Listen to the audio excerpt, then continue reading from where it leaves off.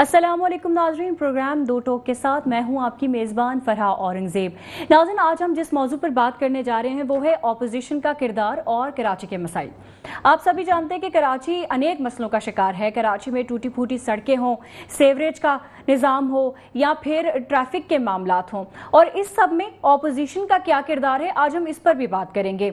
और आपको ये भी बताएं कि कराची के शहरी अरसे दराज से बुनियादी सहूलतों से भी महरूम हैं। हमारे साथ स्टूडियो में मेहमान भी मौजूद होंगे, उनसे भी बात करेंगे, उनकी भी राय जानने की कोशिश करेंगे कि कराची के जो ये सारे मसाइल हैं इनमें सिर्फ सारा कसूर सिर्फ हुकूमत का है या ऑपोजिशन की भी कोई जिम्मेदारी बनती है। ऑपोजिशन का काम अवाम की आवाज़ आला ऐवानों में उठाना, सवालात करना, हुकूमत से उस चीज़ का जवाब मांगना है। हमारे साथ इस वक्त स्टूडियो में मौजूद हैं मुश्ताक बलोच साहब, जिनका ताल्लुक पीपल्स पार्टी से है, एजुकेशनिस्ट हैं, जबकि चेयरमैन हैं SKB अकेडमी के। अस्सलाम वालेकुम sir, thank you so much for your time. वालेकुम अस्सलाम व रहमतुल्लाहि व बरकातुहू। सर, कराची के मसाइल की अगर हम बात करें, कराची में अक्सर जो सड़कों का हाल है वो आपकी भी नज़र से गुजरा होगा जब ज़ाहिर आप सफ़र करते होंगे। उसके साथ कराची अनेक मसलों का शिकार है। कराची में सेवरेज का मसला है, ड्रेनेज का मसला है, क्या कहेंगे इस हवाले से? बिस्मिल्लाहिर्रहमानिर्रहीम।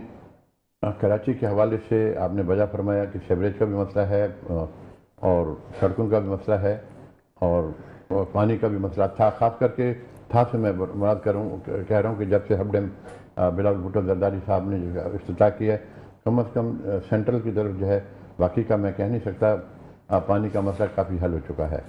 अच्छा, दूसरी चीज़ ये कि जो सड़कों का मसला है, जो कराची के जो हैं वो हमारे जो प्रेसिडेंट हैं और को चेयरमैन हैं पीपल्स पार्टी के जनाब ये आसिफ जरदारी साहब, इन्होंने एक गवर्नमेंट से फंड रिलीज कराए हैं जो कि अब यहाँ पर कराची में सड़कों का काम शुरू होने जा रहा है, बल्कि शुरू हो चुका है। जो कि आप देखें इस्लामिया कॉलेज के सामने का जो एरिया है, तो उस पर भी काफ़ी वो हो रहा है, यानी ये कहा ये तंज किए जा रहे हैं, लेकिन वो काम इसके बावजूद कि कोर्ट ने कहा है कि जी रोक दो काम या वट एवर जो है, उस तफसील में तो मैं नहीं जाऊँगा, लेकिन हमारी गवर्नमेंट का ये उन्होंने अंदिया दिया है कि वो काम हम रोकेंगे नहीं, करते रहेंगे, क्योंकि उसमें जो वट एवर जो भी चीज़ थी वो कोताही इनकी नहीं थी, कोताही कॉन्ट्रैक्टर की थी वट। तो इसलिए अभी इंशाल्लाह कुछ दिनों में यहाँ कराची में शायद नहीं बल्कि यकीनन मैं कह सकता हूँ कि काम जो है ये नजर आना शुरू हो जाएगा इंशाल्लाह। लेकिन सर, अक्सर हम ये देखते हैं कि कराची में अगर कोई भी तरक्याती प्रोजेक्ट शुरू किया जाता है, अगर हम BRT की बात कर लें और इससे अलावा हम अगर कराची यूनिवर्सिटी रोड की मरम्मत की बात कर लें, तो इन सब चीज़ों में बहुत ज़्यादा अरसा लग जाता है और इस अरसे के दौरान आवाम जिस मुश्किलात और परेशानी का शिकार रहती है, इस हवाले से क्या कहेंगे? देखें, ये गुज़िश्ता प्रोग्राम में मैंने ये कहा है कि जब कोई प्रोजेक्ट अनाउंस होता है जी, तो उस वक्त हमारी कुछ सियासी जमातें हैं, हमारे दोस्त अहबाब हैं, वो मैदान में कूद पड़ते हैं। जब मैदान में कूद पड़ते हैं तो फिर जो अच्छा काम हो रहा है वो भी ढील उसका शिकार हो जाता है, कोर्ट के अंदर केस दाखिल हो जाते हैं, कामों को रोका जाता है। और ये वजह ये नहीं कि काम को रोकना है, वो सिर्फ इस वजह से कि पीपल्स पार्टी जो कर रही है उसको रोक दिया जाए, उसके काम को रोक दिया जाए। और इसी कई मिसालें हैं, मैं आगे चल के मिसाल दूंगा आपको। तो उसके लिए यह है कि हमारे दोस्तों को और हमारी इन लोगों को चाहिए कि वो कम अज़ कम साथ मिल के चलें, साथ मिल के काम करें। जब अच्छा अगर काम नहीं होता तो फिर बोलें, जब काम शुरू हो तो उसमें हाथ बटाएं, और अगर वो फिर काम नहीं होता, रुकता है कोई प्रॉब्लम, फिर चीखें, फिर बोलें। लेकिन ये काम शुरू होने से पहले चीखना शुरू हो जाते हैं, जिसकी वजह से ये फिर वो काम पाए तकमील तक नहीं पहुंचता है। अच्छा सर, चीखने की जहाँ तक आप बात करें, ऑपोजिशन के किरदार की अगर हम बात करें तो ऑपोजिशन का किरदार किस तरह से देख रहे हैं? क्योंकि ऑपोजिशन का काम ही हुकूमत से जवाब मांगना है। इस सारे मामले में हुकूमत अगर कोई काम करती भी है तो ऑपोजिशन की जानिब से बहुत सारी चीज़ों में मुदाखलत भी की जाती है, जो कि उनका काम भी है, लेकिन वाज़ेह तौर पर जो है खुलकर उनका किरदार सामने नहीं आ पाता। जी, बड़ा अच्छा सवाल है और जवाब भी बहुत अच्छा है। अपोजिशन कहाँ है? बिल्कुल मुझे नजर नहीं आ रही, कहीं नजर नहीं आती। वजह क्या है?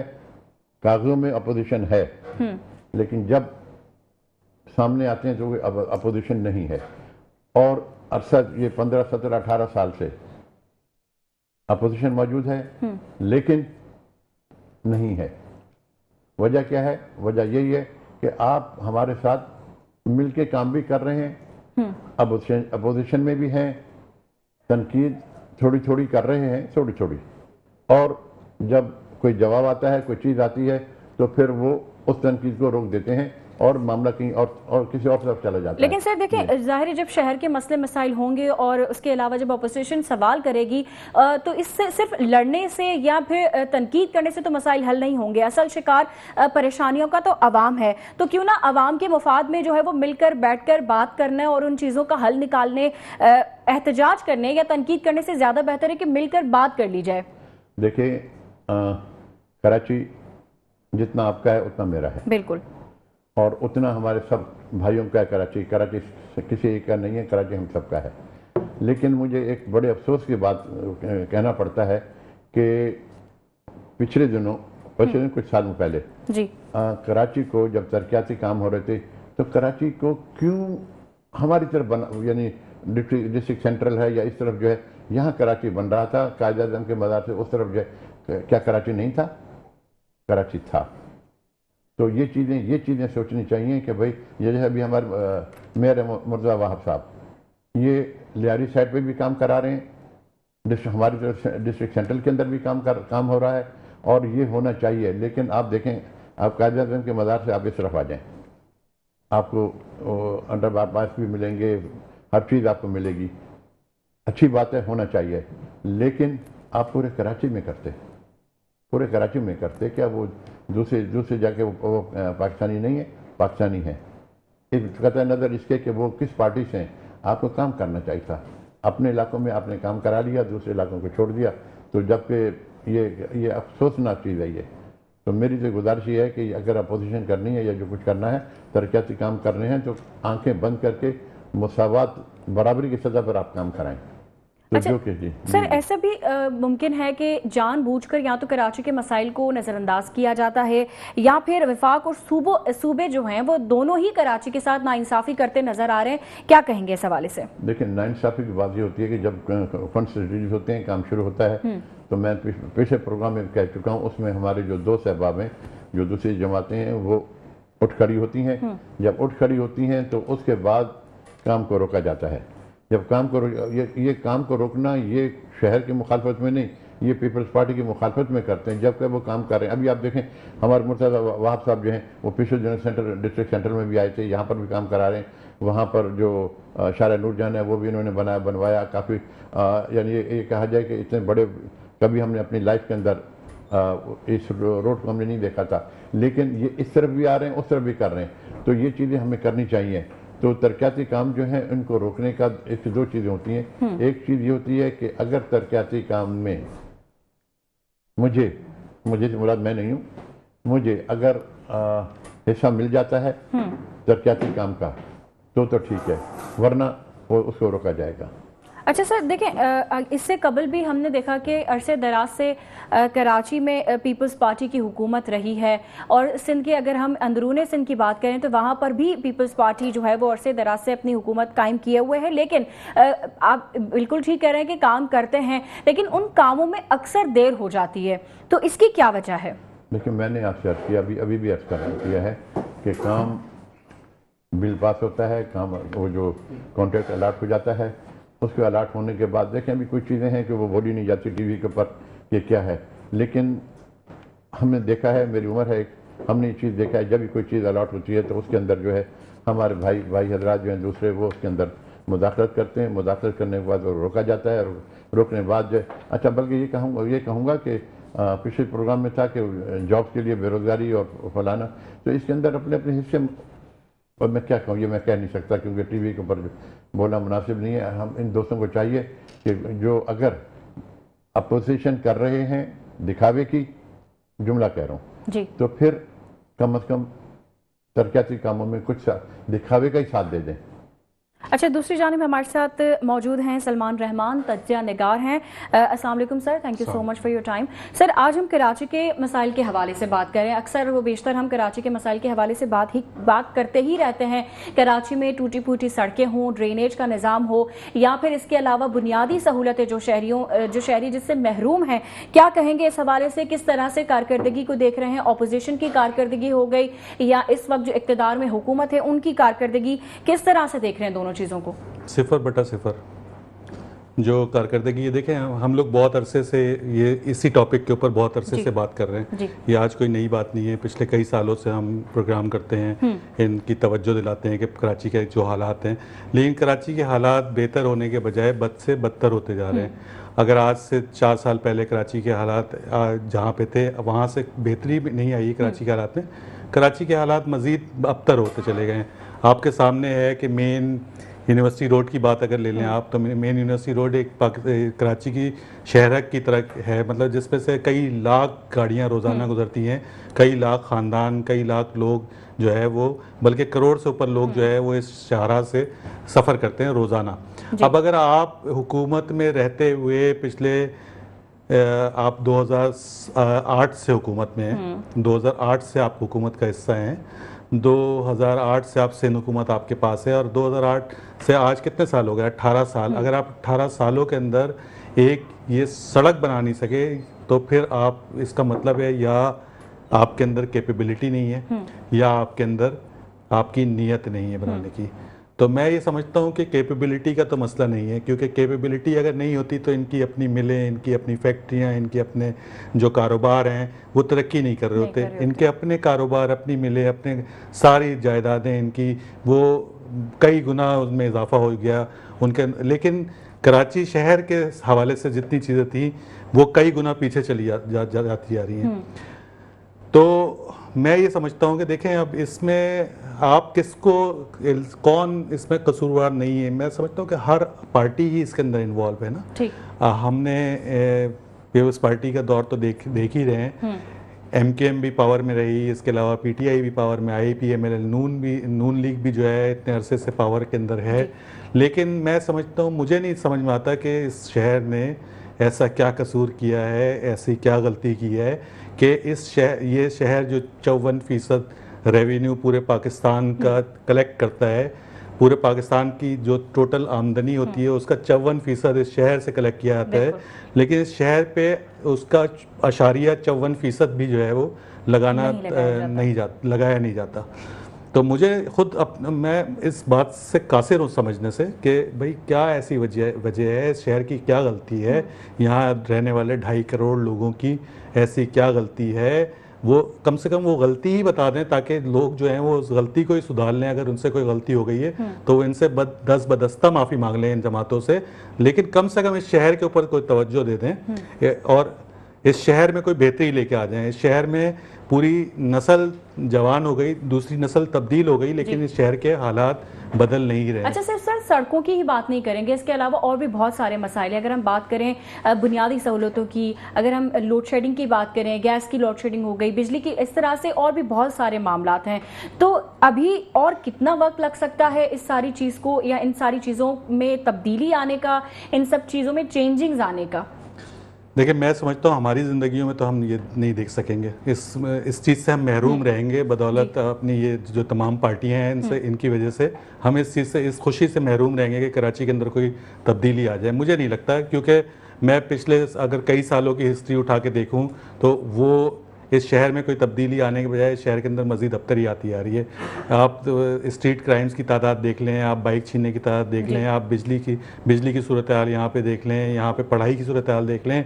यहाँ जो तालीमी इदारे यहाँ पे सालों से मौजूद थे वो तालीमी इदारे भी तबाह कर दिए गए। तो हम देखते हैं कि सब कुछ अच्छा है, कि रिपोर्ट पेश की जाती है कि सब कुछ ठीक चल रहा है, कराची में स्ट्रीट क्राइम भी नहीं है, कराची में सड़कें भी बन गई हैं, पानी भी मिल रहा है। तो ये इस सब चीज़ से बस वो जो जिस चश्मे से ये लोग देख रहे हैं ना, अगर कुछ नहीं कर सकते तो चश्मा तमाम बाकी अवाम को भी जो है ना वो दे दें। एटलीस्ट उसकी अवाम पैसे भी देने के लिए तैयार है, लेकिन वो चश्मा जो इन लोगों ने पहना हुआ है वो चश्मा कम से कम दे दें, ताकि हम भी ये वो तमाम बुराइयां जो ये नहीं देख सकते, ये जमातें नहीं देख सकती, वो अवाम भी जो है उससे फिर मतलब वो अवाम को भी नजर ना आए। तो कम से कम कुछ नहीं कर सकते तो ये चश्मा ही देते हैं, जो चश्मा ही उन्होंने मुश्ताक बलोच साहब क्या कहेंगे, आप कितना मुत्तफिक हैं आप सलमान रहमान साहब की बातों से? जी, बहुत अच्छी बातें कर रहे हैं और बहुत अच्छा है कि चीज़ की निशानदेही हो रही है और बड़े अच्छे लहजे में बड़े उसमें अच्छी बात हो रही है। मैं एक चीज़ बताना चाहूँगा, जमात इस्लामी की गवर्नमेंट थी, नेमतुल्लाह खान एडवोकेट जो हमारे मेयर थे, उस वक्त कराची में सड़कें नहीं थीं, पानी का वो प्रॉब्लम था।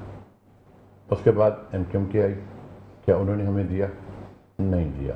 उसके बाद पीपल्स पार्टी की गवर्नमेंट आई, नून लीग की गवर्नमेंट आई, जैसे आपने फरमाया। उसके बाद PTI की गवर्नमेंट आई, वट एवर जो गवर्नमेंटें आती गई, क्या हमको वो पानी या सड़कें वो मिल पाई? नहीं मिल पाई। ठीक है जी, नहीं मिल पाई। अच्छा, उसका हल क्या है? उसका हल ये है कि हम बाहर बैठ के लड़ते हैं, बाहर बैठ के लड़ते हैं, TV शोज़ पर आते हैं, अपने अपने बयान देते हैं, अपना सब कुछ करते हैं, और जब ये प्रोजेक्ट अनाउंस होते हैं तो इसके अंदर हम एज ए पार्टी अपना हिस्सा लेने आ जाते हैं, और जिसकी वजह से जो है ये चीज़ें नहीं हो पाती, लेट हो जाती हैं। लेट होने का मकसद सिर्फ ये खाली ये तरक्याती काम नहीं, इसमें जॉब में भी आते हैं और बहुत मुख्तलिफ चीज़ें हैं। तो ये चीज़, जैसे मैंने पहले भी कहा कि जब कराची बन रहा था, जब ये नमजुल्ला खान एजुकेट ने शुरू करवाया था, जब उसके बाद हमारे दूसरे मेयर साहब आए थे, तो कराची के आधे कराची को शुरू करा, आधी कराची को नहीं किया, तो ये जाती थी। और अब इंशाल्लाह इस साल में काफ़ी काम कराची का होने जा रहा है, काफ़ी काम इंशाल्लाह होगा, लेकिन ये कि थोड़ा सब्र करें। जैसे शुरू हो चुका है, और हमारी दुआ है, क्योंकि अगर कोई सहूलत मिलेगी तो मैं सबसे पहले ये कहूँगा जी हमारे को मिलनी चाहिए, not as a party, as a Karachi का बासिंदा। जब कराची सही है, कराची बनेगा, कराची सही रहेगा, हमारे बच्चे खुश रहेंगे, हमें तालीमी इदारे सही मिलेंगे, तो इससे हमारी तरक्की होगी। लेकिन इसके अंदर बस ये कहूँ कि हमारे जो कुछ दोस्त अहबाब हैं वो बयानात देते हैं, बयानात देने के बाद जो है वहीं छोड़ देते हैं और उस चीज़ को होने नहीं देते। और इसकी मिसाल वो जैसे मैंने पहले बताया था कि वो है जॉब्स कुछ आई थी, जब जॉब्स आई तो गरीबों की जॉब्स रिगार्डलेस किसका है किसका नहीं है, लेकिन कुछ हमारे दोस्त, हमारी सियासी जमातें कोर्ट में चली गई, उन्होंने उसको चैलेंज किया, वो जॉब से रुक गए, वो मेरे ख्याल 4-5 हज़ार लोगों की जॉब से रुक गई। अच्छा सर, हम गुफ्तगू का सिलसिला जारी है। इस वक्त हमारे साथ लाइन पर मौजूद हैं सरीना अदनान साहिबा, पाकिस्तान तहरीक इंसाफ से मैडम का ताल्लुक है। अस्सलाम वालेकुम मैडम। जी वालेकुम अस्सलाम फराह। सरीना साहिबा, आज कराची के मसाइल पर बात की जा रही है। कराची के मसाइल की अगर हम बात करें तो एक मसला नहीं है जिस पर हम बात करने बैठे हैं। अगर हम बैठेंगे बात करें तो इस तरह से हजारों मसले हैं, बात करते करते टाइम खत्म हो जाएगा प्रोग्राम का, लेकिन कराची के मसले खत्म नहीं होंगे। क्या कहेंगी इस हवाले से? जी बिल्कुल, कराची को तो मसाइल की आमाजगाह बना दिया गया है बाकायदा प्लानिंग करके, और देखा जाए तो ये शहर जो है सबसे ज्यादा मुल्क में रेवेन्यू देता है। इसके बावजूद जो है इसके साथ जो सौतेला सलूक किया गया है उसकी नजीर नहीं मिलती, बर्बाद करके रख दिया गया है इस शहर को। जबकि देखा जाए तो आप देखें क्या कमी है। पोर्ट यहाँ पर है, ठीक है, और पढ़े लिखी आवाम यहाँ की, मगर वसाइल जो हैं वो खत्म करके रख दिए गए हैं। मिसाल के तौर पर आप देखें, बिजली का सबसे ज्यादा बहरान और के इलेक्ट्रिक का जो अजाब है वो कराची शहर पर नाजिल है। ठीक है, ये इतना बदतरीन एक एग्रीमेंट था जिसमें पिस के रह गई है हमारी कराची की आवाम। इसके बाद आप देखें, पानी समंदर के किनारे है मगर पानी का नामो निशान नहीं है, ठीक है, और जो आता भी है जाहिर है खरीद के, और कमर्शियल हो गई है हर चीज इस शहर में। जो एक बुनियादी फुकदान आप देखें कि सड़कों का हाल जो है वो तो ऐसा हो गया है कि शायद मोहनजोदड़ो में 5000 साल कब्ल जो थी वो ज्यादा बेहतर सड़कें और मवासलाती निजाम था वहां का। यहाँ पर आप हालत देखें कि वही बात है, स्ट्रेट ऑफ हॉर्मूज खुल चुका है मगर यूनिवर्सिटी रोड नहीं खुली कई दिहाइयों से जो बन रही है, और सारा पैसा सारा कुछ करप्शन की नजर हो रहा है कराची के नाम पर लिया जाता है। यहाँ की कारोबारी आबादी जो यहाँ पर देखा जाए तो आप देखें कारोबार हब है, ये कारोबारी इंडस्ट्रियल हब हुआ करता था, मगर अब चूंकि ना बिजली है, ना गैस है, ना पानी है, कचरा आप देखें कोई ऐसा वो नहीं है कि गटर खुले हुए हैं और आवाम जो है वो डूबी भी है गटर में, और फिर मैन होल में गिरकर बेचारे जिसे कहना चाहिए दुनिया से ही रुखसत हो जाते हैं। अच्छा, आप ये देखें कि सडनली जो है वो डंपर्स और वाटर टैंकर्स माफिया, और इसने कब्जा कर लिया है शहर के अंदर। ना कोई परमिट है, ना कोई लॉ एंड ऑर्डर सिचुएशन नजर आती है। मोबाइलों के ऊपर नौजवान बच्चों की जान ले ली जाती है। कोई एक चीज है, एक वो दौर भी था, हम यहाँ के बॉर्न एंड ब्रॉट अप हैं, हम यहाँ के स्टेक होल्डर्स हैं, हम लोग जो हैं वो लेकिन हमने वो दौर भी देखा है कि जब ऐसी नक्शा नक्शी नहीं थी, लेकिन सियासी जो मैं समझती हूँ ना, एक सियासी जो एक पिसके रह गई एक सियासत के अंदर ना हमारा शहर, जिसे देखा जाए तो। और जिन लोगों को जब उनको एम्पावर किया आवाम ने 20, 25, 30 साल पहले, जो कराची के नाम पर कोशिश करते थे वोट लेने की, और वो तो उन्होंने कितना मिसयूज किया। मैं एमक्यूएम की बात करूंगी। हम बचपन में थे, हम उसी मोहल्ले गली मोहल्लों में जो फेडरल बेरिया और इधर ही पले बड़े हैं। हमने देखा एक दौर, हमें बड़ी उम्मीदें, हमारे बड़ों को बड़ी उम्मीदें थी। बेसिकली हम तो छोटे होते थे, लेकिन फिर क्या हुआ, क्या देखा कि सियासत को एक अजीब नफ्सा नफ्सी और बंदूक और भत्ते माफिया और उसकी नजर कर दिया गया इस शहर को। उसके बाद जब हमने देखा कि थोड़ा सा और आगे बढ़े तो पीपल्स पार्टी जो है वो अपना एक जो जिसे कहते हैं ना कि स्कूल उनके हाथ में थे, सूबाई वो होने की वजह से, सूबे पे आने की वजह से बल्दियाती निजाम अलग खत्म हो गया, सूबाई निजाम अलग खत्म हुआ हुआ है। आप देखें ना स्कूल है ना फलाई, जिसे कहें कि हॉस्पिटल या वो इस तरह की चीजें हैं। वो एक NICVD बनाया हुआ है उसको मॉडल, मगर उसके बाद पूरा सिंध जो है ना वो नेस्तो नाबूद हो गया। और अरबों रुपए का बजट जो है लिया जाता है शहर और सूबे के नाम पर, और उसको फिर करप्शन की नजर कर दिया जाता है। तो हम तो देखते आ रहे हैं 30 साल से ये सब कुछ। अच्छा सरीना साहिबा, ये भी साथ साथ मैं पूछना चाहूंगी आपसे कि ऑपोजिशन का किरदार इस सारे मामले में किस तरह से आप देख रही हैं?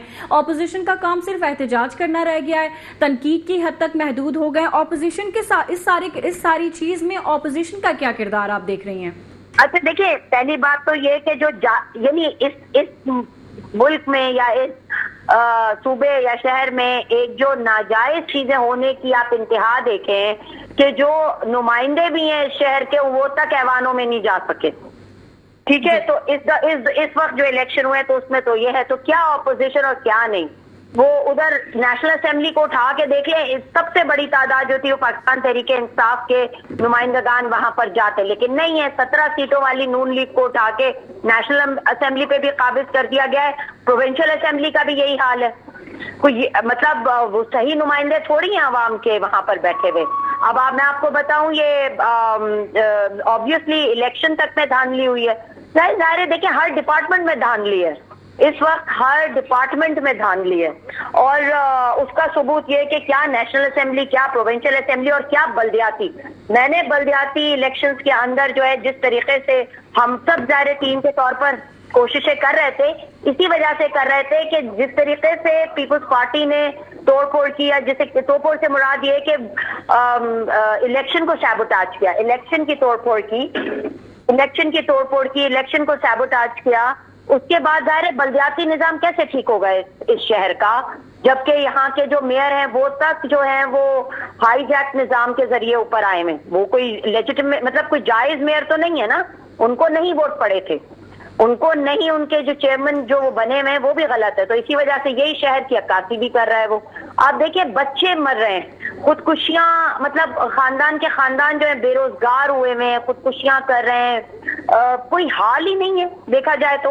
लोग शहर में एंटर होते हैं, ग्रे सीमेंटेड सिटी। अच्छा और देखें, मेयर साहब जो हैं वो सबसे ज्यादा जो है इस वक्त जो है वो पैडल ग्राउंड जो है उन्होंने पूरे पार्क को पैडल ग्राउंड बना दिया। सरीना साहिबा, आप हमारे साथ लाइन पे रहिएगा। प्रोग्राम में वक्त हुआ है ब्रेक का। नाज़रीन, ब्रेक का वक्त हो गया। ब्रेक के बाद गुफ्तगू का सिलसिला यहीं से आगे बढ़ाएंगे, कहीं मत जाइएगा। वेलकम बैक नाज़रीन, प्रोग्राम में बातचीत का सिलसिला जारी है। कराची के मसाइल के हवाले से बात कर रहे हैं। मैं एक बार फिर रहमान बलोच साहब की तरफ आना चाहूंगी। सर, आपने सरीना साहिबा की सारी गुफ्तगू, सॉरी मुश्ताक बलोच साहब की तरफ आना चाहूंगी। आपने सारी बात सुनी सरीना अदनान की, क्या कहेंगे इस हवाले से? मैं बिस्मिल्लाहिर्रहमानिर्रहीम एक बात कहूँगा, न छेड़ो दर्दमंदों को, न जाने दिल से क्या निकले, बुरा निकले भला निकले, न जाने बद्दुआ निकले। तो इसके तनाज़ुर में मैं ये कहूँगा कि जो ये कह रही हैं कि जी, अब मैं इस तरह कहना नहीं चाहता था, लेकिन वो क्योंकि उन्होंने कुछ सख्त लफ्ज़ कह दिए। इलेक्शन के दिन फारूक सत्तार साहब जीत रहे थे जी, दुनिया को पता है। फारूक सत्तार साहब जीत रहे थे, आमिर लियाकत जो है वो पीछे थे। आमिर लाकर साहब से हमारे काफ़ी अच्छे ताल्लुकात हैं उनकी फैमिली से। वो थे, सुबह को रिजल्ट फारूक सत्तार घर चले गए, वो कौमी असम्बली में चले गए। वो उनको याद नहीं है, वो उनको नज़र नहीं आ रहा। और जो इस तरह आ रहा था, एक वो पतंग कट गई, एक वो उस वक्त का माहौल नज़र नहीं आ रहा था। और ये अब इस वक्त ये कहा जा रहा है कि जो पाकिस्तान पीपल्स पार्टी ने जो है वो उसकी नाजायज़ गवर्नमेंट है या फलाना है। तो ये भी बताना चाहूँगा कि अगर पाकिस्तान पीपल्स पार्टी ने गवर्नमेंट में हिस्सा नहीं लिया, ना फेडरल में हिस्सा लिया, ना वो सिर्फ सूबे में उन्होंने लिया है, और फेडरल में हिस्सा ले सकते थे, लेकिन क्योंकि हिस्सा लेने से इख्तलाफ पैदा होता, जिसकी वजह से उन्होंने हिस्सा नहीं लिया। और लेकिन इस पर तनकीद करना, हम ये भूल जाते हैं कि हमने क्या किया है, हम ये भूल जाते हैं। अब मेरे पास तो कई ऐसी मिसालें हैं, जो मैं लास्ट टाइम भी उन्होंने कहा था कि किसी पार्टी के खिलाफ मत बोलें, जो अच्छा नहीं लगता ज़्यादा, और तहजीब के दायरे में रहना चाहिए। हाँ, ये ज़रूर ये कहना चाहिए कि क्या चीज़ गलत हो रही है, क्या नहीं हो रही, उसका हल क्या निकलना। लेकिन सर देखें, हम वफाक की बात तो अब हम कर ही नहीं रहे। इस वक्त भी सूबे में सिंध, अगर सूबे की बात की जाए तो इस वक्त भी पीपल्स पार्टी दौरे हुकूमत में है। और अगर हम सिंध के तालीमी निज़ाम की बात कर लें, हम सिंध के सेहत के निज़ाम की बात कर लें, बहुत सारी चीज़ें ऐसी हैं जिसमें बहुत सारी चीज़ों पर काम करना अभी भी बाकी है। तो इस सब में इतना वक्त तो नहीं लगना चाहिए। नहीं, ठीक है, तालीमी निज़ाम जो है सबसे, जैसे मैंने आपने भी बताया कि मैं as a chairman SKB academy, हमारा अपना स्कूल यहाँ भी है, सऊदी अरब में भी है, तो मैं बेहतर समझ सकता हूँ। हर जिसका शोबा होता है वो बता सकता है।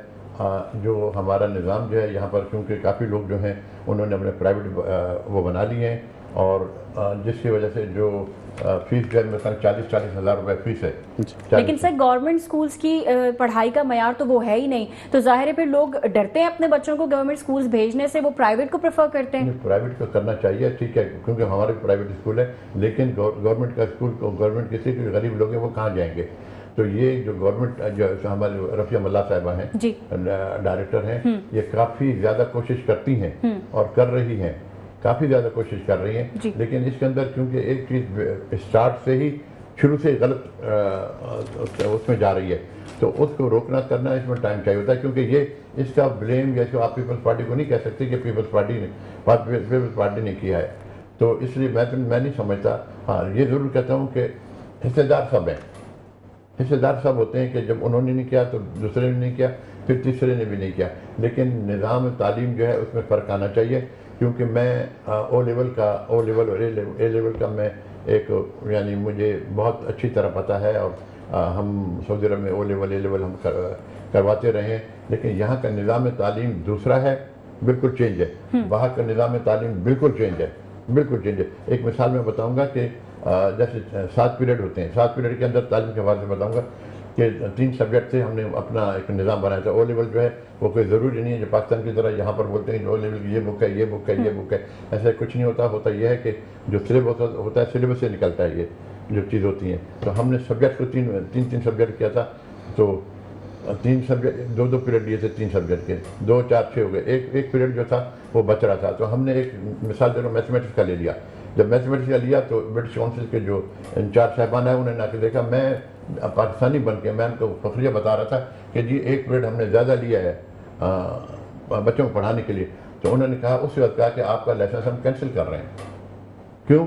बोले कि आप बच्चों पे इतना वजन क्यों डाल रहे हैं बच्चों पे। अच्छा, यहाँ पर अगर ये करेंगे, अगर यहाँ पर करते हैं, सबसे पहले तो पेरेंट्स आ जाएंगे, पेरेंट्स बोलेंगे वो नहीं दिया, होमवर्क नहीं दिया, फलानी चीज़ नहीं दी, ये नहीं दिया, ये इतना बर्डन के ज़मीन आसमान का फ़र्क है।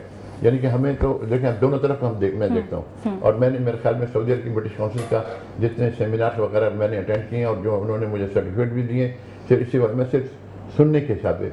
ओ लेवल को बोलते हैं एक हवा बनाया हुआ ओ लेवल एक सब्जेक्ट का भी होता है। आप इंग्लिश में ओ लेवल किया तो उसके अंदर नहीं, लेकिन किसी मुल्क की डिमांड होती है 7 सब्जेक्ट में पास होना है, उसमें आगे जाना। लेकिन सर हमारे मुल्क की जो गरीब आवाम है या जो मजदूर तबका है, वो तो ओ लेवल जैसी एजुकेशन तक उसको रसाई हासिल ही नहीं है। तो इस हवाले ये चीज़ें सारी, आप ओ लेवल की बात छोड़ दें, आप जो बुनियादी चीज़ें हम उसकी बात कर रहे हैं। देखिए, मैं कहूँगा ओ लेवल का खर्चा है ही नहीं इतना। ये तो वो जो स्कूल्स हैं, जो इदारे हैं, ये उनके खर्चे हैं। ठीक, ये उनके खर्चे ओ लेवल ए लेवल की जो है वो उनकी एक नॉर्मल फीस है। ठीक, नॉर्मल फीस है। लेकिन अगर सपोज उनकी 1 रुपये फीस है तो हम उनसे ले रहे हैं 50 रुपये। सही, जो उसके मद में, टीचर के तनख्वाह के मद में, तो वो गरीब का बच्चा भी कर सकता है, अमीर का बच्चा भी कर सकता है, प्राइवेट भी देके कर सकता है। तो लेकिन ये कि तालीमी निज़ाम जो है वो ख़राब होने की वजह से सिर्फ ये है कि जो बड़े बड़े स्कूल खोल दिए हैं और बड़ी बड़ी वो किया हुआ है, फीसें हैं, जो ज़्यादा फीसें हैं, उसके अंदर जो जिस वजह से जो लोग वहाँ जाते हैं, होना ये चाहिए कि इस पर कंट्रोल किया जाए और स्कूलों को कैटेगरी बनाई जाए, ए बी सी, जो सी कैटेगरी वाले हैं उनको गवर्नमेंट को मदद देनी चाहिए, फेडरल गवर्नमेंट को। ठीक। अच्छा, दूसरी जानिब सलमान साहब, आपसे भी मैं यही बात करना चाहूँगी, जो हमारे यहाँ तालीमी निज़ाम है या जो स्कूल्स का हाल है, किस तरह से देख रहे हैं सारी सिचुएशन को, हुकूमत को इसमें आगे और क्या करना चाहिए और अब तक क्या किया है, इस हवाले से भी कुछ बताएं। देखिए, पाकिस्तान में तो तालीम का निज़ाम है ना, वो बेसिकली माफिया ने अपने कब्जे में लिया हुआ है। ये जो प्राइवेट स्कूल माफिया है ना, ये आप अभी आपने देखें, हुकूमत में जो लोग शामिल हैं ना, उन्हीं की अपने प्राइवेट स्कूल्स की चेन्स भी मौजूद है। और अगर वो हुकूमत में शामिल नहीं है तो जो प्राइवेट स्कूल चेन के मालिकान हैं, उनका इतना असर और रसूख है हुकूमती शख्सियात के ऊपर या हुकूमती मशीनरी के ऊपर कि वो जो आपका सरकारी स्कूल है उसको ना वो बनने देते हैं, ना वो चलने देते हैं, ना आपके तालीमी निज़ाम के अंदर जो है रिफॉर्म्स लाने देते हैं। उसकी वजह यही है कि ये पैसा बनाने का एक जरिया बन गया है। जब तक हुकूमत तालीम, सेहत को पैसे से, कमर्शलाइजेशन से ख़त्म नहीं, कमर्शल करने से रोकेगी नहीं ना, जब तक इस मसले का हल नहीं होगा। तालीम दुनिया में कमर्शल बिजनेस नहीं होता। तालीम जो है वो एक बिजनेस ज़रूर होता है, लेकिन इस तरह मासेस को उससे महरूम नहीं किया जाता सिर्फ अपने चंद पैसों के फ़ायदे के लिए। लेकिन पाकिस्तान बदकिस्मती से वो मुल्क है जहाँ पे हमारा जो हुक्मरान तबका है, इंक्लूडिंग ऑल पार्टीज़, इसमें कोई पार्टी इससे मुबर्रा नहीं है। इनमें तमाम पार्टियों के चीदा चीदा करता धरता लोग जो है इस पूरे कारोबार में मुलव्वस हैं, और क्योंकि कारोबार में वो खुद मुलव्वस हैं, उनका कॉन्फ्लिक्ट ऑफ इंटरेस्ट है, तो वो ना इस मुल्क के तालीमी निज़ाम को बेहतर होने देते हैं, ना इस मुल्क के जो स्कूल हैं, जो सरकारी स्कूल हैं, उनको बेहतर होने देते हैं। देखिए, प्राइवेट स्कूलों से जो है ना, आप जो है मासेस के अंदर तब्दीली नहीं ला सकते, ठीक है, और अगर आप सरकारी स्कूलों में रंगो रोगन करके जो है वो भी तब्दीली नहीं ला सकते। तस्वीरें खींच के और वीडियोस बना के तस्वीर, असल चीज़ ये है कि आप इस्लाहात करें, रिफॉर्म्स लेके आएँ, वो रिफॉर्म्स लेके आएँ जिससे जो मासेस हैं, जो बच्चे देहातों में मौजूद हैं, जो देखें आपका जो 70 से 80% तबका है ना, 70 से 80% आवाम है, वो अभी भी दही इलाकों में रहती है। जब तक आप उनको तालीम नहीं देंगे। सलमान साहब, हम यहीं से बातचीत का सिलसिला आगे बढ़ाएंगे। हमारे साथ सरीना साहिबा मौजूद है। सरीना साहिबा, 3 साल आप लोग भी हुकूमत में रहे। आप लोगों, अगर हम तहरीक इंसाफ की कारकर्दगी की बात करें तो इन 3 सालों में तहरीक इंसाफ ने क्या कारकर्दगी दिखाई, इस हवाले से क्या कहेंगे आप? अच्छा, देखें, एक तरफ है 3 साल और दूसरी तरफ है 30-30 साल की हुकूमत है नॉन स्टॉप, ठीक है। अच्छा, अब फर्क देखें आप, इतनी ज्यादा करप्शन जो है हर लेवल तक पेनिट्रेट कर चुकी है कि उसको इरेडिकेट करने के लिए कम से कम भी 3 दौर चाहिए हुकूमत के। तो आप समझ रहे हैं, कम से कम भी 10, 12, 15 साल की जरूरत होती है। जिस तरीके से यहाँ पे सैबोटाज किया गया है, अब हमारे एक भाई ये कह रहे थे कि देही इलाकों में, अब देखिए ना, वहां पर कैसे बच्चों को वो जाने देंगे जबकि वो चाइल्ड लेबर उधर करवाते हैं। वो उन बच्चियों का हाल होता है जैसे फातिमा का हाल हुआ था खैरपुर में, वो जो रानीपुर का जो इलाका था सक्खर का, वहां एक जाली पीर ने अपने घर में चाइल्ड बॉन्डेड लेबर, और फिर वीडियो पर उसका जो ज्यादती और वो सब मंजर आम पर भी आ गई। इसके बावजूद जो है वो हार्डली, मैं क्या बताऊं आपको कि कितने, मैं तो पूरा सिंध क्या, पूरा कराची का पूरा मुल्क हम इन चीजों को देख कर रहे होते हैं, गरीबों के साथ जाके खड़े होते हैं, मजलूमों के साथ बहुत आशर हो रहा है इस वक्त। आप ये देखें, मेडिकल की तालिबात फहमीदा, जो सिंध के अंदर जो अभी फहमीदा के लगारी का मामला है, ये पहला मामला नहीं है, चांद का मेडिकल कॉलेज, और इधर यहाँ तो मतलब जानों पर बनाई है बच्चों के, जो अगर पढ़ने भी निकल गए यहाँ के देही इलाकों के बच्चे। आप ये देखें, घोष स्कूल, घोष टीचर्स, अरबों रुपए का जो साल से जो पैसा है वो बस वजारत तालीम और ये सारी चीजों के मतलब लग ही नहीं रहा आवाम पर। क्या इन लोगों को, मतलब ये लोग तो कभी भी बच्चों को और उनको तालीम की तरफ लेकर नहीं आएंगे। इन्हें तो वोट, मतलब जो लोग वोट देने वाले हैं उनको तालीम याफ्ता करना ही नहीं है इन्होंने। ये तो सारा एक जागीरदाराना निजाम, फ्यूडल फ्यूडल निजाम के बदसूरत तरीन हकीकतें हैं जो इस वक्त ग्राउंड पर हैं। बहुत शुक्रिया सरीना साहिबा, आपका मौक़िफ़ हमने जान लिया। नाज़रीन, इस वक्त प्रोग्राम में एक बार फिर टाइम हुआ है एक शॉर्ट ब्रेक का। शॉर्ट ब्रेक के बाद यहीं से बातचीत के सिलसिले को आगे बढ़ाएंगे, कहीं मत जाइएगा। वेलकम बैक नाज़रीन, प्रोग्राम में बातचीत का सिलसिला जारी है। हमारे साथ मेहमान भी स्टूडियो में इस वक्त मौजूद हैं और हम कोशिश करेंगे कि गुलाम जलानी जिनका ताल्लुक MQM पाकिस्तान से है, उनका भी मौक़िफ़ इस हवाले से जान सकें। सलमान साहब, मैं आपकी तरफ आना चाहूँगी। सारी गुफ्तगू आपने सुनी सरीना साहिबा की, मुश्ताक साहब की, क्या समझ रहे हैं कि सारी पार्टीज़ का इसमें कितना किरदार है, कितना या अपना जो सही तरीके से उनको पेश करना चाहिए, जो खिदमत उनको आवाम की करनी चाहिए वो नहीं कर पा रहे हैं? देखिए, ये सारे नाअहल लोग हैं, ठीक, और दूसरी बात ये कि इनकी नीयत भी नहीं है। अगर इनकी नीयत होती ना तो ये उस्मान बुज़दार को नहीं लगाते, अगर नीयत होती तो महमूद खान को नहीं लगाते, यहाँ नीयत होती तो कायम अली शाह साहब जो है काफ़ी काबिल आदमी है, लेकिन देखिए एक एज होती है ना। अब जब इस तरह असलम रईसानी साहब आप वहाँ पे जल लगा देते हैं बलूचिस्तान में, अब ये इस तरह के जब आप हेड ऑफ द स्टेट लगाएंगे, जब हेड ऑफ द सूबा जो है इस तरह का लगाएंगे तो सूबे में तरक्की नहीं हो सकती, सूबे में चीज़ें नहीं, रिफॉर्म नहीं लाए जा सकते, सूबे को कंट्रोल नहीं किया जा सकता।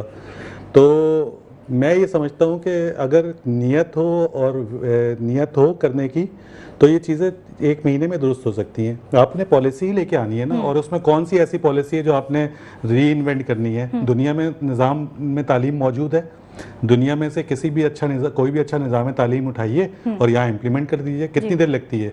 लेकिन क्योंकि नीयत नहीं है, क्योंकि पैसे खाते हैं लोग, क्योंकि इनके अपने घरों में इनकी फैमिलीज़ के अंदर इस कारोबार के अंदर इन्वॉल्व हैं, तो ये फिर ये इस निज़ाम को कभी दुरुस्त होने नहीं देंगे। अभी आज हमारे वज़ीर तालीम जो है वो MQM से है ना, लेकिन आपको कितने जो है तालीमी इस्लाहात इस शहर में नज़र आती हैं? क्या वफाकी सतह के ऊपर वो जो उनको फ़ंड मिलते हैं वो इस शहर के तालीमी इदारों पे नहीं लगा सकते? इस शहर के जो स्कूल हैं, 18वीं तरमीम के बाद वो कर भी क्या सकते हैं? ये नहीं, वो सब कुछ कर सकते हैं। मैंने वही कहा ना कि नियत अगर हो, वो 4-4 अरब रुपए के फंड ले सकते हैं, MNA फंड ले सकते हैं, तो वो 4 अरब रुपए में 4 करोड़ रुपए किसी इलाके के स्कूल पे नहीं लगा सकते? लगा सकते हैं। क्या टीचर, यहाँ कितना टीचर देखें, स्कूल तालीमी निज़ाम में सबसे बुनियादी चीज़ है टीचिंग। अगर आप टीचर को ही ट्रेन नहीं करेंगे, ट्रेन टीचर नहीं लेके आएंगे, उनकी ट्रेनिंग नहीं कराएंगे, आजकल आप अगर ट्रेनिंग ना कराएं, अपडेट ना करें, तो वो दकियानूसी निज़ाम तालीम जो है वो चल नहीं सकता। आपको टीचरों की कैपेसिटी बिल्डिंग करनी चाहिए। ऑल ओवर अगर हम बात करें तो आवे का आवा पूरा ही बिगड़ा हुआ है। 4 अरब के बजाय अगर आप 40 अरब भी दे दें तो तब भी कोई कुछ नहीं कर सकेगा। उसकी वजह करप्शन है ना, उसकी वजह ये है कि अपनी जेबें भरने में लगे हुए हैं, उसकी वजह ये है कि ये जो पैसा आवाम की जेबों से, आवाम के टैक्सों से लेते हैं, इससे अपनी लैंड क्रूजर्स ले लेते हैं, उससे अपनी जो शाहाना ज़िंदगी है वो गुजारते हैं, अपने बैरूनी दौरों के ऊपर खर्च करते हैं, लोगों के ऊपर पैसे नहीं लगाते। अगर 18वीं तरमीम की बात की जाए तो 18वीं तरमीम में MQM भी जो है वो शामिल है, तो इस हवाले से क्या कहेंगे? देखिए, 18वीं तरमीम से बेहतर कोई चीज़ ही नहीं है। उन्होंने जो है जो सारा निज़ाम जो है वो सूबों के हवाले कर दिया, सूबों ने आगे जो है उसके ऊपर कब्जा जमा के बैठ गए, उसको जो है नीचे मुंतकिल नहीं किया, काउंसिल लेवल तक मुंतकिल नहीं किया, तो वो इस निज़ाम फिर वो भी बर्बाद हो गया। 18वीं तरमीम में तो कोई प्रॉब्लम नहीं है। बजट की भी बात करें तो लाखों अरबों करोड़ों रुपए जो है वो एक टाउन को दिए जाते हैं, लेकिन कारकर्दगी वही सिफर है। जैसे कि आपने कहा, कचरा उठाने की बात कर ली जाए, सफाई की बात कर ली जाए, क्या कहेंगे? देखें, अभी एक शेर इन्होंने कहा था, मैं उस बात पे एक नया शेर कह देता हूँ कि अगर कुछ कर नहीं सकते तो उतर क्यों नहीं जाते, कुर्सी है तुम्हारा जनाजा तो नहीं है। इन लोगों से अगर कुछ हो नहीं सकता तो ये बातें क्यों करते हैं, ये इस्तीफे देके बाहर क्यों नहीं आते, ये हमेशा हुकूमत में क्यों नहीं रहते हैं? 35 सालों से हुकूमत का इस तरीके से या उस तरीके से हिस्सा है, लेकिन जब काम करने की बारी आती है तो इनके तमाम रोने धोने स्टार्ट हो जाते हैं। तो ये इन लोगों की नीयत ही नहीं है यहाँ पे काम करने की। और रही बात ये कि ये यहाँ पे रिफॉर्म लेके आएंगे, ये लोग कभी रिफॉर्म नहीं लेके आएंगे। अगर आपको इस मुल्क के अंदर तब्दीली चाहिए, जो कि बहुत मुश्किल बात नज़र आती है अब सारे जितने सालों के तजुर्बे के बाद, तो आवाम को, लोगों को ग्रास रूट से बाहर आना पड़ेगा। जब तक लोग आके सड़कों पर बैठेंगे नहीं, इन तमाम चोरों डाकुओं का एहतसाब नहीं करेंगे, जब तक ये इनके हालात बदलेंगे। बलूचिस्तान में भी देखें पीपल्स पार्टी की हुकूमत है इस टाइम, तो हमें डेवलपमेंट तो वहाँ भी कुछ खास नजर नहीं आ रही। लेकिन जैसे बल्ले के निशान पे जो है वो पाबंदी लगाई गई थी ना, इस तरह इन तमाम पार्टियों के नामों पे भी पाबंदी लगा देनी चाहिए। हमारे कान पक गए हैं इन पार्टियों के नाम सुनते सुनते, इन तमाम पार्टियों के नाम सुनते सुनते, लेकिन इस मुल्क में तब्दीली नहीं आ रही है। तो बेहतर सबसे पहले तो इन तमाम पार्टियों को अपने नाम तब्दील करने चाहिए। आवाम को सबसे पहला मुतालबा ये करना चाहिए कि इनके नाम तब्दील करें, क्योंकि इन्होंने कुछ नहीं करना है। अगर हम इनसे उम्मीद लगा के बैठेंगे तो ये फिर आपकी गलतफहमी खुशफहमी जो भी आप कह लें इसको, इन लोगों ने कुछ नहीं करना है। इन लोगों ने अवाम की जेबों से पैसे निकाल के अपने असासे बनाने हैं, अपने बैरून मुल्क असासे बनाने हैं, अपने बच्चों के कारोबार डेवलप करने हैं। और आप इनकी तरक्कियां देखिए ना, आप इनको देखिए कि ये कहाँ थे और कहाँ पहुंच गए, लेकिन मुल्क कहाँ पे था और ये उसको कितना पीछे ले गए। यही कराची शहर जो है पूरी दुनिया के अंदर एयरलाइंस का गढ़ था। ये जो दुबई में तमाम ट्रांजिट एयरलाइंस आती हैं, ये पहले पाकिस्तान में कराची में आती थी। आपको इंटरप्ट करना चाहूंगी, हमारे साथ लाइन पर मौजूद है गुलाम जिलानी, MQM से इनका ताल्लुक है। अस्सलाम वालेकुम सर, बहुत शुक्रिया टाइम देने के लिए। जी वालेकुम सलाम। गुलाम जिलानी साहब, MQM भी अरसे दराज से कराची पर जो है वो हुकूमत करती रही है, लेकिन कराची के मसाइल को हल करने में MQM की जाने से भी कोई खास अमल दरामद नजर नहीं आया। क्या कहेंगे इस हवाले से? देखिए, MQM को जब जब मौका मिला है उसने कराची के लिए जितनी खिदमत कर सकती थी उससे ज्यादा बढ़ चढ़ कर उसकी खिदमत की है। चाहे वो फारूक सत्तार भाई का मेयरशिप का टाइम हो, चाहे वो प्लाजे हो इनके, चाहे जो भी हो। जी जी। और उसके बाद मुस्तफा कमाल का टाइम हो, उसके बाद वसीम अख्तर का टाइम हो, या जब मुशर्रफ साहब के दौर में MQM को जो है फ्री हैंड मिला, तो उस वक्त जो कराची में तब्दीली आई वो भी दुनिया ने देखी थी। तो ये सूरत हाल है कि जब MQM को आप काम करने देंगे तो उसका रिजल्ट जो है वो सबके सामने आता है कि किस तरीके से MQM ने शहर की खिदमत की है। खुद उसके MPAs ने, उसके MNAs ने, उसके तमाम जिम्मेदारान ने खुद झाड़ू लगा के शहर को साफ किया है। तो मैं समझता हूँ कि अगर इसी तरीके से अगर MQM को चांस मिलेगा, MQM को फंड्स मिलेंगे जिस तरीके से इस वक्त पीपल्स पार्टी को मिल रहे हैं, तो आपको दोनों में जो है वो बहुत ज्यादा डिफरेंस नजर आएगा कि काम करने का तरीका और काम लेने के तरीका जो है। लेकिन सर जब MQM को फंड्स मिल रहे थे, MQM जब दौरे इक़्तिदार में थी, तब भी कोई खास कारकर्दगी नजर नहीं आई। मोहतरमा, इस शहर में जितने भी आप तरक्याती काम देख रहे हैं ना, ये सब जो है या तो मेयर जो थे उस फारूक सत्तार भाई उनके दौर में हुए, और सबसे ज्यादा काम जो है वो मुस्तफा कमाल के दौर में हुए। उसके बाद तो सर वसीम अख्तर भी काफी अरसा मेयर रहे, जो कि इख्तियारात ना होने का रोना रोते रहे। जी बिल्कुल ऐसा ही है। वो रोना जो वसीम अख्तर भाई रो रहे थे, वो आज के दौर में भी जो है, वो आज का जो मेयर है वो भी रो रहा है कि उसके पास भी जो है वो सिवाय तस्वीरें बनवाने के, फोटो सेशन के अलावा उसके पास भी कुछ नहीं है।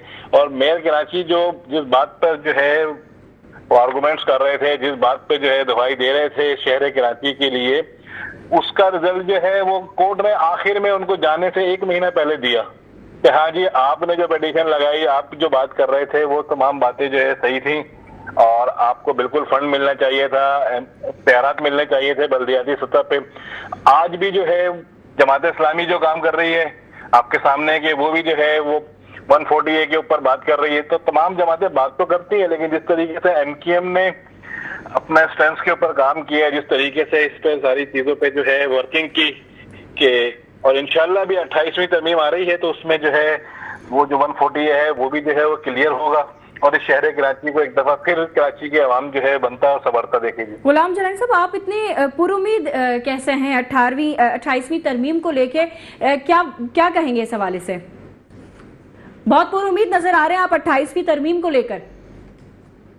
नहीं, पुरुमीद तो बिल्कुल मैं हूँ। जिस तरीके से जो है वो प्राइम मिनिस्टर का इसके ऊपर जो है खुद तवज्जो देना है, जिस तरीके से जो है फील्ड मार्शल साहब जो है वो खुद भी इंटरेस्टेड है कि शहर कराची को बदलना है और इस शहर कराची को बदलने के लिए 28वीं तरमीम जरूरी है और मैं समझता हूँ कि इंशाल्लाह आने वाले दिनों में इस पर जो है वो इम्प्लीमेंट भी होगा। और गुलाम जिलानी साहब, क्या सिग्नल्स हैं, क्या इशारे हैं जिसकी बेस पर आप ये बात करें? नहीं, इशारों की बात नहीं है, मतलब इस पे तो MQM ने जो पिटीशन लगाई थी उस पर भी जो है वो MQM को कामयाबी हुई कि इसमें चेयरमैन की सीटें जो 44 कम थी उस पे भी जो है वो ओके हुआ है कि हाँ जी आने वाले बल्दियाती इलेक्शन में उन सीटों पे भी जो है वो इलेक्शन होंगे। तो लामहला जो सीटें कराची के मज़ाफ़ाती एरिया की जो है वो 10-10 और 15-15 किलोमीटर के एरिया की थी वो भी जो है डिवाइड होंगी, उससे भी जो है वो वोट बैंक पे फर्क पड़ेगा।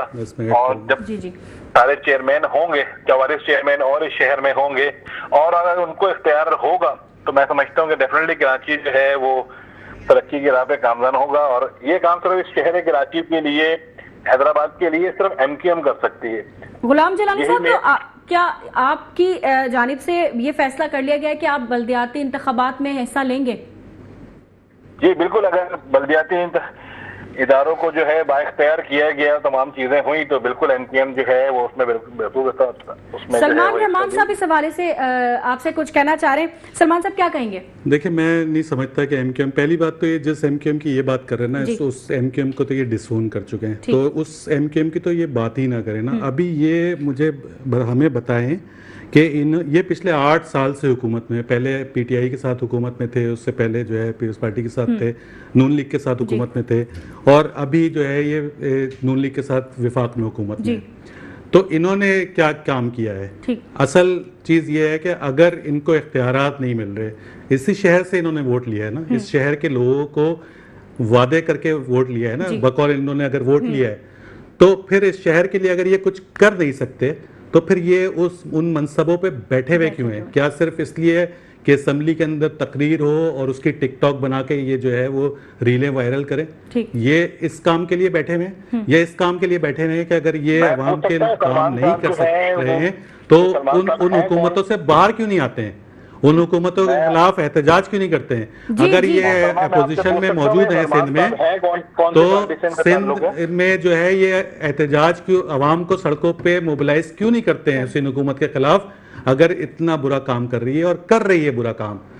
अवाम की जिंदगी अजाब की हुई है। यूनिवर्सिटी रोड जो है पूरा कितने सालों से बंद पड़ा हुआ है। सलमान साहब, मुश्ताक साहब से मैं लास्ट कमेंट लेना चाहूंगी। मैं आपसे पूछ रहा हूँ ये सलमान साहब हैं कौन, मुझे बताएंगे? थोड़ा सा पहले मुझे बता दें। एक मिनट ठहरें जी, बात मुझे एनालिस्ट है सर, तज्जिया निगार हैं जी। मुश्ताक साहब, मेरे बेटा 18 साल पहले शहीद हुआ है जी, 27 साल का था, जवान बंटा साहब वो शहीद हुआ है। दूसरा मेरा बेटा सरदार आतिफ बलोच डिस्ट्रिक्ट सेंटर के अंदर पीपल्स पार्टी का जिम्मेदार है जी। मैं ये पूछना चाहूँगा कि आज गवर्नमेंट में कौन सी जमात नहीं है? ठीक, कौन नहीं है? सब गवर्नमेंट में है जी, सब गवर्नमेंट में है। नाम बदनाम है पीपल्स पार्टी का, गवर्नमेंट में सब हैं। एमक्यूएम भी है, जमात इस्लामी भी है, पीटीआई भी है, ये मुस्लिम लीग भी है, और फिर कहते हैं कि जी वो गवर्नमेंट है, हम गवर्नमेंट नहीं। गुलाम जिलानी साहब, मुश्ताक साहब का कहना ये है कि सब इस वक्त हुकूमत के साथ है, विफाक हो या सूबाई, लेकिन इल्जाम सिर्फ जो है वो पीपल्स पार्टी पे आता है, बदनाम सिर्फ पीपल्स पार्टी है। देखें, जिसके हाथ में भागदौड़ होती है सूबे की, जिसके हाथ में भागदौड़ है, जो इस सूबे पे 18वीं तरमीम के हवाले से जो है खुद मुख्तार बने बैठे हैं, वो जमात पीपल्स पार्टी है। और मैं समझता हूँ सलमान साहब ने जो एमक्यूएम के लिए इतनी सारी बातें की हैं, तो या तो ये पीपल्स पार्टी से लिफाफे के हकदार हैं या फिर जमात इस्लामी से तलबगार हैं। जो इनको एमक्यूएम का किया हुआ काम ही जो है शहर कराची में नजर नहीं आ रहा। सर वो एमक्यूएम तो आप छोड़ चुके हैं ना, आप दूसरी अपनी एमक्यूएम की बात करें। अभी जो बात हो रही है जिलानी साहब, सियासी झुकाव तो सबका ही होता है, छोड़ने या बनने की बात नहीं करें। इस शहर कराची के ऊपर जो तरक्की की बुनियाद रखी थी वो एमक्यूएम ने रखी थी मेरे भाई। और आज अगर आप पीपल्स पार्टी की बात करें तो जो यूनिवर्सिटी, मेरी बात सुनिए, मैंने आपकी बात भी तवज्जो से सुनी है, आप मेरी बात भी सुन लें। ये तो बोलते हैं सर अभी तो हमें आप अभी के मसाइल हल करके दें, हिस्ट्री में जाके क्या फायदा है? जिलानी साहब बिल्कुल आपने शुरू किया है सलमान भाई, मैंने नहीं किया। नहीं सर जिलानी भाई, हमें तो ये मसाइल हल चाहिए, हम तो इसलिए परेशान हैं। आप बोलने जी जिलानी साहब। देखिए, यूनिवर्सिटी रोड का जो हाल है ना वो एमक्यूएम ने नहीं किया, वो भी पीपल्स पार्टी। सर कल आप सड़क पे आइए, मैं आपके साथ आता हूँ, आप अपनी पब्लिक को मोबिलाइज करें, एहतजाज करेंगे। सलमान साहब आपने अपना पूरा टाइम दिया। जिलानी साहब अब जी अपनी बात पूरी कीजिएगा। और मैं जो बिलोच साहब बैठे हुए इनकी बात का ये बोल रहे हैं कि सारा जिम्मेदारी पीपल्स पार्टी की नहीं है, तो सारी जिम्मेदारी पीपल्स पार्टी की बनती है। इस पे जो 18 करोड़ रुपए जो है, अरब रुपए जो है वो पीपल्स पार्टी ने शहर कराची के जो है ना वो यहाँ से लेकर और पूरे अंदरूनी सिंध तक में जो है जो करप्शन की है उसकी जिम्मेदार पीपल्स पार्टी है। बहुत की जिम्मेदार। बहुत शुक्रिया गुलाम जलानी साहब, एमक्यूएम से आपका ताल्लुक है, बहुत शुक्रिया टाइम देने के लिए। हमारे साथ सलमान रहमान, तजिया निगार, मुश्ताक बलोच साहब पीपल्स पार्टी से जिनका ताल्लुक है। Thank you so much sir आप दोनों का टाइम देने के लिए। नाज़रीन, प्रोग्राम में अपना वक्त इख्तिताम को पहुंचा प्रोग्राम का। इंशाल्लाह कल फिर आपसे मुलाकात होगी। फिलहाल के लिए इजाजत दीजिए, अल्लाह हाफिज।